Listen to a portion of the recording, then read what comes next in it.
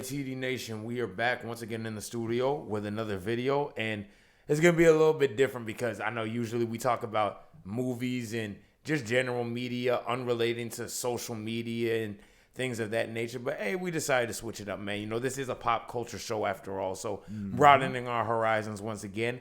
And for this topic, we're gonna be looking at the details of this fool ass nigga AB, Adrien Broner, and his cohort Dean the Great.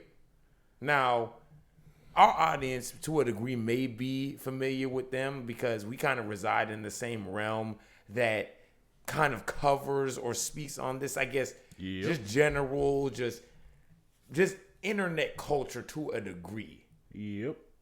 At least that's what we're inspired by. You know, the FD signifiers of the world, the Omezis of the world. Mm-hmm. JB and Fargo, which I don't even know you know who that is, to be honest with you. Fargo Not the really. Fed? Not really, but it's all good. Yeah. So, you know, Adrien Broner, retired boxing legend. This guy at one point was actually looked at as the next Muhammad. Well, Muhammad Ali's crazy. He was looked at as the next Floyd Mayweather. He had the charisma. He had the confidence. He had the flash in and out of the ring. Right. He had the lifestyle. He was supposed to really be the next guy up, but as of the last couple of years, due to really a lot of his own fault, he's really gotten in his own way. He has essentially squandered that potential on partying, alcohol addiction, gambling, and he was just mostly out of the spotlight for the last couple of years. But his career has really seen a resurgence in a whole new sort of lane due to streaming and linking up with Dean the Great. Now, you probably have more background information on Dean the Great than I do, honestly. I know that he was a streamer before all of this started, and I know that he got slapped. That's pretty much what I know of him. Yeah, and so Dean the Great is currently a streamer. He was a streamer before, but the thing is, he was also a boxer. He's also a boxer, and a pretty good one from what we know. Yeah. But ironically, the most famous thing that he's known for is the fact that he got slapped by Larry Wheels. I think he got slapped like twice by like two different people. No, right? he got slapped by Larry Wheels. Okay. But then the next day, he got elbowed in the face by a former MMA fighter. But if you look at that footage, he was obviously the aggressor. Yeah, he was the aggressor. He was drunk both times, talking smack about about Larry, and then trying to push up on his wife, and then as soon as she said "Don't touch me," that's when Larry smacked fire out him, and that went viral for a minute. Real. And then he was trying to fight back. I was just like, "Come on, Dean, bro." You lost. If you look at Dean, like height wise compared to him, it literally was no kind of competition. Nah, if they would have gotten to a real fist fight, that would have been it. Yeah, nah. Like, I understand Dean is a trained boxer, but I forget that actually. Dean is like, I guess, welterweight. I don't know the weight classes like that, but he ain't on the same weight class as Larry Wheels is. Not even close. A powerlifting champion, an IBF champion. So it's safe to say he wouldn't have won. And then the other dude, he tried to fight.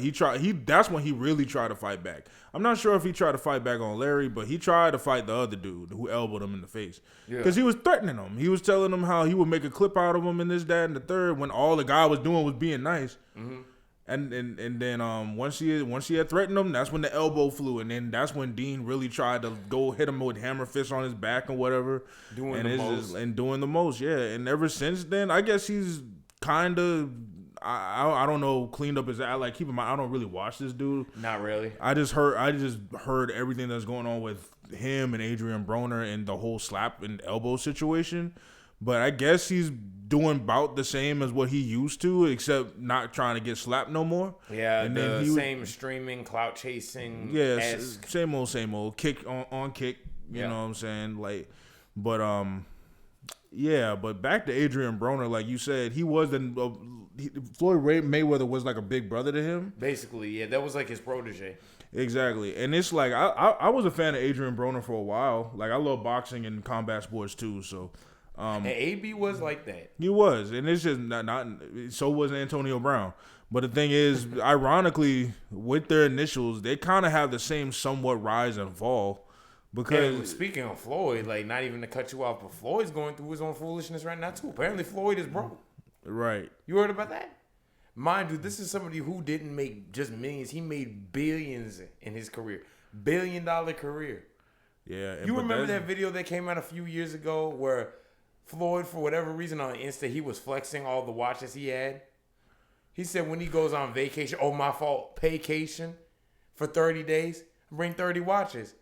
If I want to add 10 more days, I bring 10 more watches. You know what? But if I really want to bring out the one and only, I'll take out the watch that costs $18 million. I bet that nigga wish he ain't paid all that now. Right, yeah. That nigga said, money made all motherfucking day. Whoo, that age bad, boy. Yeah, very bad. Like it and it's like, who are you flexing for? Yeah, man. It's just, and that's kind of reason why. Like, who are you flexing for? Like we know you're rich. Jay-Z, everybody know Jay-Z rich. You don't see Jay-Z walking around with this big ass chain on. More or less, but everybody not knows. now. Yeah, back in the day, yeah. When he really had to like be a full-time rapper, but now that he's a part-time rapper, he don't. Yeah, he passed that. Yeah, exactly. I think like personally with me with Adrien Broner, I feel more bad for him than I do like contempt for him. Yeah, because it's just seeing people like that. At least for me, like 'cause I'm a pretty, I'm a pretty empathetical guy. You know what I'm saying? I try to show empathy and understand where people are coming from. And I understand he had rough beginnings and everything. And then once you come from nothing and you work so hard to get the where you were, I understand why people kind of splurge and go through their money like that. Because he really did come. I think he came from like one of the roughest like in Ohio, areas in Cincinnati or something like that. Cincinnati, yeah. And I watched a video of him as a kid recently when there was an interview, and it's like that charisma was still there. Like it was already there. Instilled in him as a young kid, and it's just like it is sad to see him make it out of them circumstances, but then eventually land himself in a whole new sort of like environment issues, gambling addiction, drinking addiction. It was a point where I think he was even homeless. Like he would just live with a different friend or something like that. Yeah, that was like I said. I know people want to clown him and everything like that, but this shit is really sad at the end of the day. It is because it's like because he really was on top of the world at one point, and like you said, that is somewhat his fault. A lot of it is his fault. The way that he turned out to a degree. He didn't exactly. He didn't. Same with kind of with Floyd. They ain't manage their money, trying so hard to flex for people that they don't really need to flex for and never really had to flex for. Facts, exactly. But when you make your money, because that's why Floyd would come in and out of retirement, because Floyd would live so lavishly that by the time he's got a fight coming up, he's pretty much broke. Yeah, and the crazy thing about Adrien Broner, y'all would think that y'all would probably How think much he was. Did he make off the McGregor fight? I'm not sure. He'd make like $100 million or something like that. Maybe. Probably in the same realm. Because I think that pay-per-view fight, I think at that time that was like the highest like purchase pay-per-view fight ever. In 2017, if I'm not mistaken. Yeah. Now, mind you, I pirated that off of YouTube, but we're not talking about that. Or not even YouTube, Insta. I remember somebody did like a live. Somebody live, like Insta lived it, and I was watching it there. Apparently, are you talking about the Mayweather versus McGregor fight? Yeah. Okay, then yeah. I probably from his earnings was probably like $100 million. I think McGregor made like 35 million. Something like that. Yeah. Either way, both of them became millionaires, right? Oh yeah, right overnight. And it's even if they didn't have $1 in their bank account. Exactly. And then that's why, like, when it comes to Adrien Broner. Like I said, I was a fan of him for a little bit. Like I'm not gonna lie. I see the charisma, I saw the swag, and it's just like I think when people grow up in those kind of rougher areas and rougher times, like especially when you're a black man, I feel like they have to prove themselves. Or we have to prove. It's kind of to somewhat of the same degree now, maybe to a lesser degree, but for us, I feel like for us growing up, it was less expected, a lesser degree, like I mentioned, but the simple fact that we still gotta kind of fight and show who we are, you know what I'm saying? Yeah. It's still there. The remnants of it is still there. But when you grew up like back in the day, where you didn't have as much leeway to be as free and liberal with yourself as you can now. Yeah. If you did certain things, you were gonna be looked at like a punk. Yeah. You're gonna be looked at like you a stooge, like one of the three stooges. And then, mind you, his whole life was, his fist. So exactly, literally, he was fighting in the ring, and he was just kind of fighting to kind of keep himself, I guess, on the straight. Not, I guess you could say the straight and narrow. Fighting to keep himself out of harm's way, I guess you could say. Well, you could say that, but he still got himself in a lot of harm's way. Oh yeah, over time. But it's like I said, it's like when like Snoop Dogg said on Kendrick's album, that one song, I forgot it. But he said you can take the homie out the hood, but you can't take the hood out the homie. That was like, what song was that, man? It wasn't Hood Politics. No. The funny thing is, I was thinking that too. For some reason, I don't know why, but it was not These Walls. Definitely not. Mm-mm. Zoom, zoom, zoom, zoom, zoom. I know exactly what you're talking about. That's the beginning of the song. Damn, it'll come to us. Yeah, eventually. But it's like when you live that type of lifestyle, and I'm not trying to say like he could help where he was growing up at. Like I'm not trying to say that where he grew up and how he grew up was his fault. But when you grow up like that, I feel like you gonna carry whatever you gonna carry. Yeah, institution. Thank you. Yeah. You gonna grow up and live that. You feel like you got to live that same life even when you're out of those environments. Yeah, because a lot of that institutionalized. It's embedded in him. So when that's probably all he knows. So exactly. So when he didn't have to flex and everything, he's still doing it because maybe in his mind, I'm not sure. I'm just kind of trying to get a little. Probably seeing where he's coming from, even with Floyd Mayweather and plenty of other boxers out there, like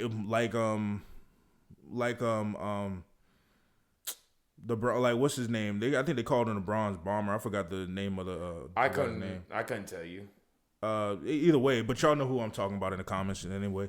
But even with them, they still had to flex because that's what they had to do all their life to show that they weren't no punk. And to let people know that they weren't to be messed with. They weren't to be, belittled basically. Belittled, exactly. So, Adrien Broner, he got out, but he never got out. Exactly. So that's at least that's from my perspective, from what I see. So it's like that adds context into like why he's where he's at right now. So of course, getting into the actual content that they've been putting out, these two, I ain't gonna lie, to a degree, some of it is funny, but not really. It's not a good. It's like, not.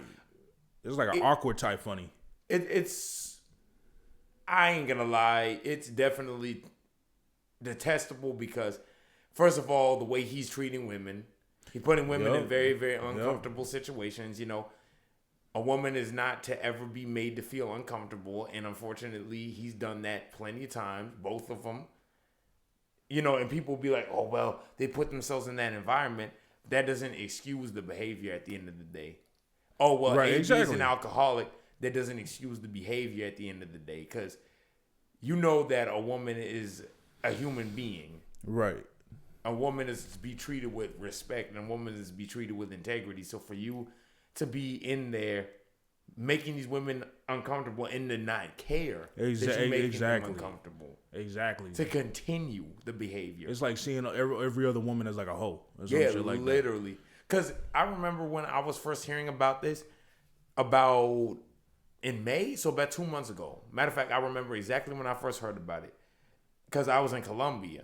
Because I was there May 1st and May 2nd. I was in Colombia because I was watching like a YouTube video that one of my subscribers or one of my subscriptions had put out. I think it was Omizi, matter of fact. And he was talking about how AB was crashing out over, this woman that was rejecting him because she wouldn't kiss him on camera for the camera. I think I saw that too. He's talking about I don't play with women, I'm really him. I've already made millions. I already made my own millions, gang. Nigga, you broke with a muffin top stomach. You were the last person that should be out here talking about you him, nigga. Yeah. You got sued under the table at one point, damn near. As a matter of fact, I think he did. Yeah. I think it was like 2019 or something like that. Yeah, he did. Yeah, I think he went to jail for a while. Did he? I could be wrong, but I think he did for just a little bit. Oh, okay, yeah. And then I think that's why he didn't box for a long time, and then he came back. Okay. Yeah, I do agree with what you're saying. Like everything that I said about trying to understand where he's coming from, I feel like that all of that needed to be said. But that doesn't excuse him, like you said. That does not excuse him from his current actions here and now. Mm-hmm. It's like, yeah, bro, treating women like that is like you'll never get far with that. Never. Like that's one of the most unforgivable things I feel like you can do, and I don't care. And I don't care what nobody says. If you treat women like that, you shame on you, dog. Yeah, shame on you. You a coward. Yeah, cowardly. But the reason why a lot of people do that is because the biggest fear of a man is to be looked at like a bitch. Yep. And then it don't add to it because he's on camera in front of all these folks that are pushing, going viral and clipping stuff in order to continue virality. So it's just a bad combination. And exactly. Everybody know he got an alcohol problem, but it's not being checked. He don't even sound sober the majority of the time they be on stream. Right.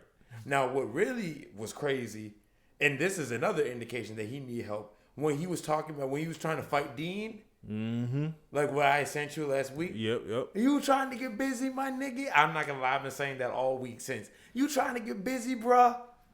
Is you trying to get biggie? Is you trying to get big? Is you trying to get busy? Yeah. I was like, whoa. Don't say that, because don't say that. What, to somebody? Don't say that. Hell no, I know better than that. No, it also sounds very pause worthy as well. So it's yeah. Exactly. I'm just messing with you, bro. But yeah, no, you right. And for you to try to fight your friend that put you in front of the camera to make you a millionaire again, basically.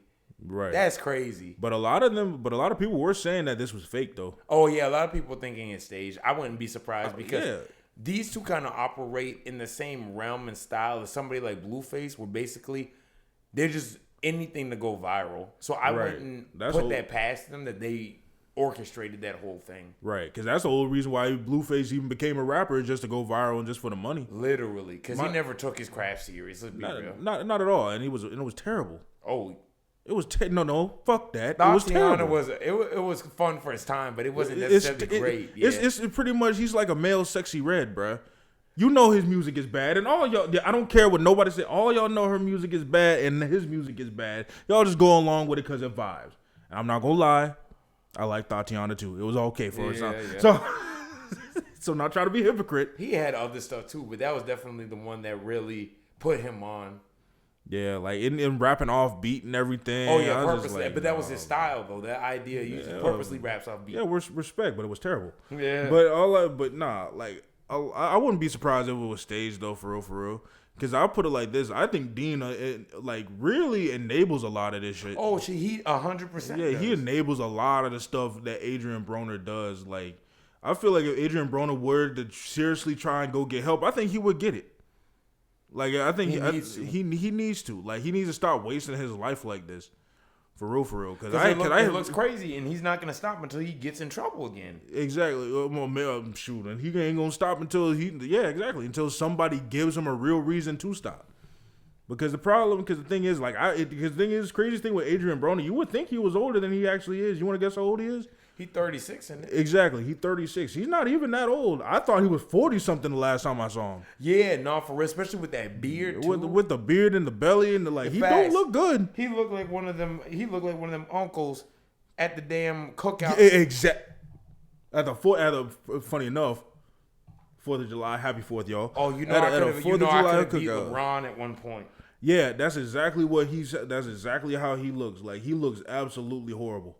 Yeah, he really do. Especially to only be 36, 37 years old. Yeah, and there's people, brothers out here who's like 50-something that look 30 to 30. That look better than he. Yeah, and I'm just like, I just feel. I'm like, how did he get to this point? Yeah, and that's why, like, a lot of times, even though he does do a lot of this shit to himself, I do feel bad for how he got there. Yeah, for sure. I feel bad for how he can't get out of his own way. But he needs to really try. And it's like, this isn't a video hating on the man.